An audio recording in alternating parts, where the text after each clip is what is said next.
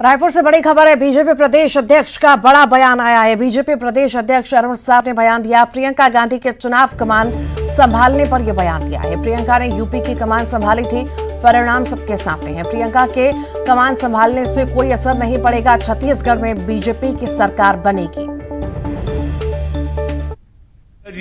प्रियंका जी ने उत्तर प्रदेश की कमान संभाली थी, लेकिन कर्नाटक और हिमाचल तो और इसलिए कर्नाटका और हिमाचल की जहां तक बात है तो वहां का रिवाज रहा है, वहां परंपरा रही हर साल सरकार बदलने की, और इसलिए कर्नाटक के चुनाव का परिणाम का असर छत्तीसगढ़ में नहीं पड़ेगा। हर राज्य की अपनी अपनी अलग अलग परिस्थितियां, राजनीतिक, भौगोलिक ये सब रहती है, और छत्तीसगढ़ में तो चूंकि हर वर्ग को ठगने का काम किया और कोई काम इस सरकार ने नहीं किया है, एक भी ऐसा काम इस सरकार ने नहीं किया है जिससे जनता का विश्वास कांग्रेस को मिले, जनता उससे प्रभावित हो, एक भी ऐसा काम नहीं किया है। और इसलिए छत्तीसगढ़ की जनता इस सरकार को उखाड़ कर फेंकना चाहती है, और निश्चित रूप से 2023 में छत्तीसगढ़ में परिवर्तन होगा और भारतीय जनता पार्टी की सरकार बनेगी। तो ये बड़ी खबर इस वक्त आपको बता रहे हैं। बीजेपी प्रदेश अध्यक्ष ने बड़ा बयान दिया है। बीजेपी प्रदेश अध्यक्ष अरुण साव ने बड़ा बयान दिया प्रियंका गांधी को लेकर। प्रियंका गांधी के चुनावी कमान संभालने पर उन्होंने बयान दिया है कि यूपी की कमान संभाली थी, परिणाम सबके सामने हैं। प्रियंका की कमान संभालने से कोई असर नहीं पड़ेगा, बीजेपी की सरकार ही बनेगी छत्तीसगढ़ में। तो ये अरुण साव ने बड़ा बयान दिया है। प्रदेश अध्यक्ष, बीजेपी प्रदेश अध्यक्ष ने बड़ा बयान दिया है। बीजेपी प्रदेश अध्यक्ष अरुण साव ने बड़ा बयान दिया। उन्होंने कहा कि प्रियंका गांधी के चुनावी कमान संभालने पर उन्होंने कहा कि प्रियंका ने यूपी की कमान संभाली थी, परिणाम सबके सामने है। प्रियंका के कमान संभालने से कोई असर नहीं पड़ेगा, छत्तीसगढ़ में बीजेपी की सरकार बनेगी। तो ये बड़ा बयान अरुण साव ने दिया है।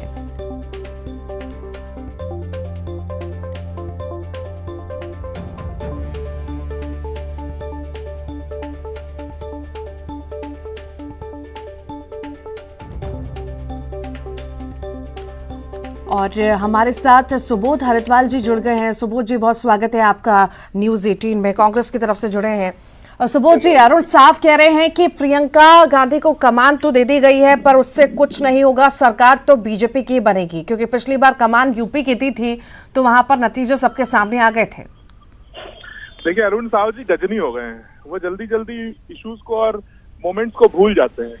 यूपी के बाद हिमाचल का चुनाव भी हुआ था जिसकी कमान प्रियंका जी के हाथ में थी, और हिमाचल के बाद कर्नाटक का चुनाव भी हुआ जिसमें भी कमान प्रियंका जी, राहुल जी सबके हाथ में थी। और ये सब बातें बहुत दूर की हैं। हम तो जानते हैं हमारा परिणाम क्या होने वाला है। मैं तो चाहता हूँ नरेंद्र मोदी के हाथ में जरूर छत्तीसगढ़ की कमान रहे। जहां जहां पैर पड़े संतन के वहां वहां बंटाधार कहते हैं ना। जहां जहां मोदी जी जाकर के झूठ बोलेंगे वहां वहां कांग्रेस की सरकार बनेगी, तय है। मोदी जी अब उनके स्टार प्रचारक नहीं, हमारे भी स्टार प्रचारक हो गए हैं। वो जहां झूठ बोलते हैं वहां जनता उनको पहचानती है, फायदा कांग्रेस को होता है, क्योंकि हम अपनी गारंटीज पर खरे उतरते हैं, हम अपने वादों पर खरे उतरते हैं। हमारे यहाँ प्रियंका जी हो, राहुल जी हो, सोनिया जी हो, मल्लिकार्जुन खड़गे जी हो, आदरणीय शैलजा जी हो, भूपेश बघेल हो, मोहन मरकाम हो, सारे लोग वादे पर खरे उतरने वाले लोग हैं। हम लोग झूठ की राजनीति नहीं करते मैम, तो इससे फर्क नहीं पड़ता कि कौन आएगा प्रचार करने, कौन नहीं आएगा। हम तो चाहते हैं मोदी जरूर आए भारतीय जनता पार्टी की तरफ से प्रचार करने, ताकि हमारा फायदा हो। सुबोध जी, इस बार कांग्रेस कितनी कॉन्फिडेंट है आखिर चुनाव को लेकर के? देखिए, इसको कॉन्फिडेंस सेकेंडरी, हम जनता के कॉन्फिडेंस पर बिलीव करते हैं कि हम जनता जो कॉन्फिडेंट है उस पर हम कॉन्फिडेंट है।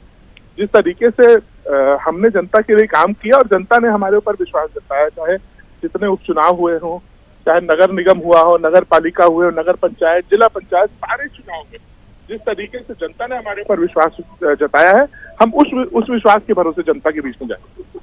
श्रीचंद सुंदरानी जी हमारे साथ जुड़ गए हैं, पूर्व विधायक हैं बीजेपी से। सुंदरानी जी, बहुत स्वागत है आपका।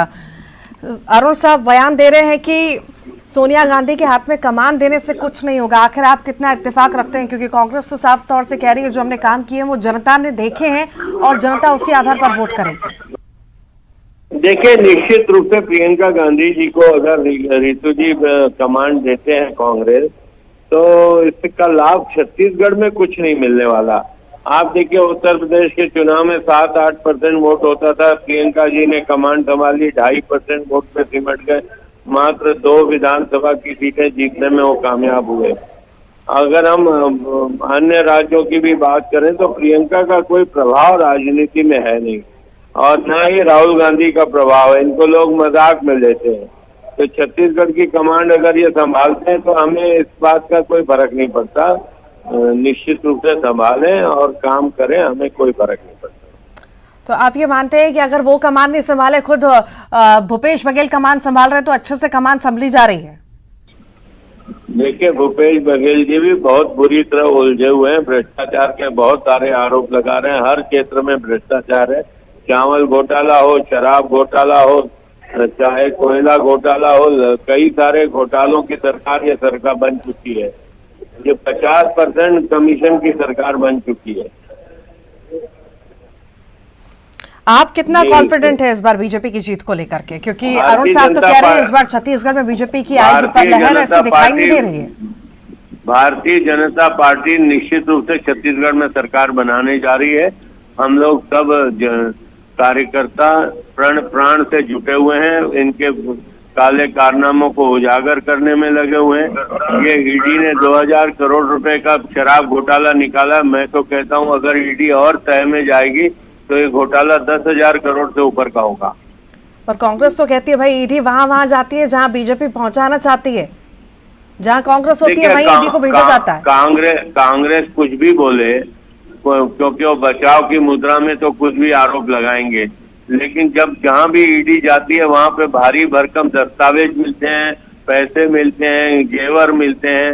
आज भी देखिए 150-200 करोड़ की संपत्ति अटैच हो चुकी है, और गहराई में जाएंगे तो एक बिंदी और बढ़ जाएगी, 1500-2000 करोड़ की संपत्तियां अटैच हो जाएगी। ठीक, बहुत बहुत शुक्रिया आप दोनों का ही हमारे साथ जुड़ने के लिए। अफसरशाही